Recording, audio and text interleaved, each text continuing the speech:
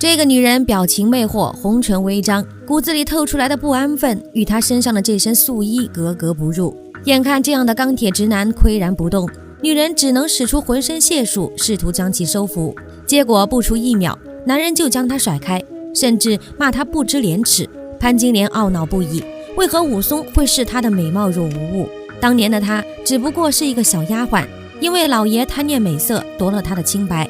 妒火中烧的夫人则把她嫁给了当地最矬的男人，也就是那个只会做炊饼的又矮又丑的武大郎。潘金莲眼含热泪，只能向命运低头。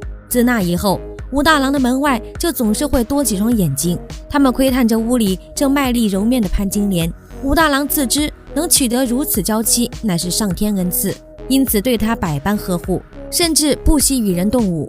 可他哪是那帮地痞流氓的对手，最后还只能靠金莲解围才得以脱身。武大郎懊恼自己的窝囊，还不如去山里让老虎吃了算了。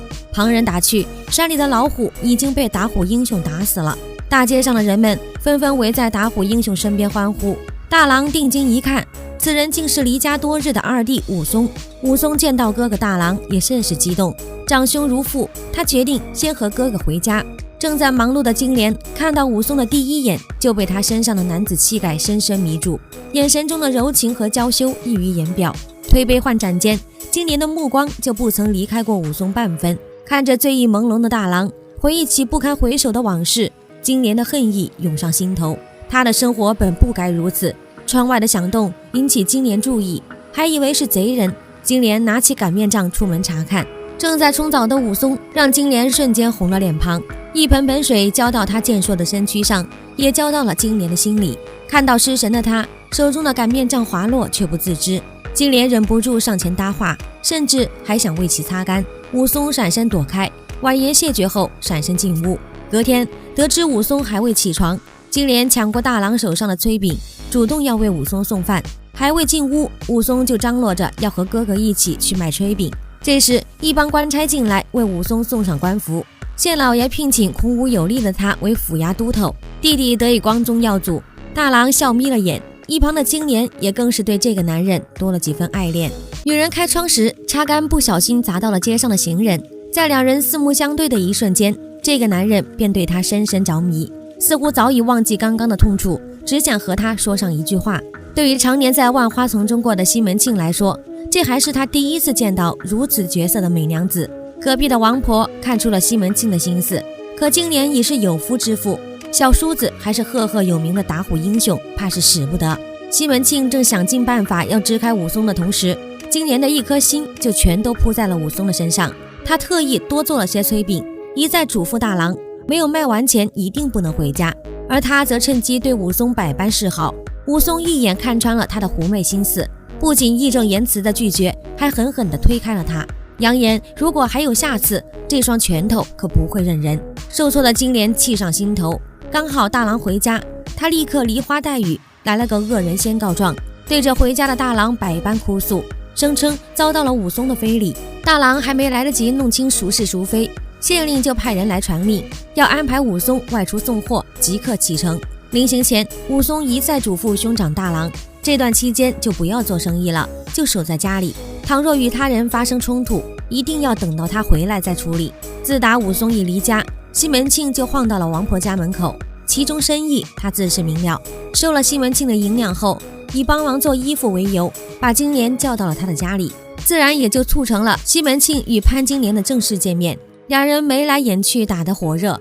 虽然西门庆远没有武松有男子气概，但他有数不清的绫罗绸缎和金银首饰。第一次见面，只靠一根金钗就俘获了金莲的芳心。一回家便对着做好饭菜的大郎百般嫌弃。武松到达收获地后，察觉到这帮人绝非善类，刀光剑影中，连身边的官差都背叛了他。好歹是打虎英雄，区区匪徒自然不在话下。在武松的逼问下，这才得知是西门庆要买他的人头。一番苦战后，武松凭借一己之力铲除匪窝，来不及养伤，他要立刻返程确认兄长的安危。女人正在揉面，姣好的身材香汗淋漓，举手投足间尽显妩媚。此时他的心中所想却是那个有钱的西门庆。金莲已经被那些财宝迷了心智，与西门庆的约会次数也愈发频繁。王婆眼看时机成熟，顺手还在外锁好了门。在西门庆的山盟海誓下，金莲扯下了最后一块遮羞布。王婆算准时间，推门而入，撞个正着。为免此事被大郎知道，金莲只能听从王婆的建议，以后随时听候西门庆的召唤。从那日起，金莲便常常趁着大郎外出做生意，精心打扮一番后走进王婆的家。刚好这一幕被小六子看到，虽然年纪不大，但对这种风流韵事也是略知一二，赶紧马不停蹄地告诉了武大郎。眼看捉奸在床，大郎大骂金莲不知廉耻。西门庆仗着武松不在家，对大郎拳脚相加，致其重伤，昏迷不醒。金莲虽心中有愧，但更怕武松回来找他算账。三人一合计，决定趁早弄死大郎，一了百了。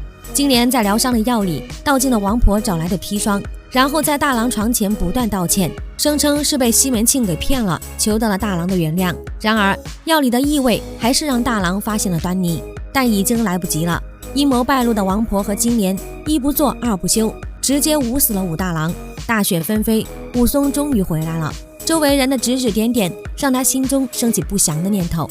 作为目击证人的小六子被西门庆折磨成了疯疯癫癫的乞丐。武松从他口中得知兄长已惨遭不测，听到有人进来，金莲赶紧换上丧服，佯装悲伤，谎称大郎是突发心患窒息而亡。武松自然是不信，但并未戳穿金莲的谎言，而是直奔验尸官何九叔的家。好在何九叔乃正义之士，把西门庆给的封口银两尽数都给了武松，还指出发黑的骨头意味着大郎是中毒而亡。听闻此言，武松心中已明白一二，他找来王婆和金莲对峙。事已至此，两人都忙着把脏水往对方身上泼。武松只恨自己当初没能早日了结这个淫妇的性命。提着潘金莲的头颅，武松赶到狮子楼，里面的西门庆早已是瑟瑟发抖。尽管在门口布下了不少的保镖，但武松也并非等闲之辈，3下5除2的功夫就将这些人打倒，逼得西门庆不得不亲自出门迎战。旧伤添新伤，武松一时失手，错失一刀将西门庆毙命的机会。其他人一拥而上，趁他伤要他命，身上背负着兄长的血海深仇，武松绝非轻易屈服之人。在打倒所有的围攻者后，一记铁拳打穿酒坛，重重打中西门庆的脑门。几个回合下来，西门庆败局已定。武松回忆起兄长的每个瞬间，痛失亲人的伤痛让他下定决心，必须让眼前的恶人血债血偿。最终武松完成了以1敌100的壮举，弑兄之仇终于得报。武松血战狮子楼，让丁海峰20年后再演武松。虽然肉眼可见的经费有限，但是几个主演的表演都还不错。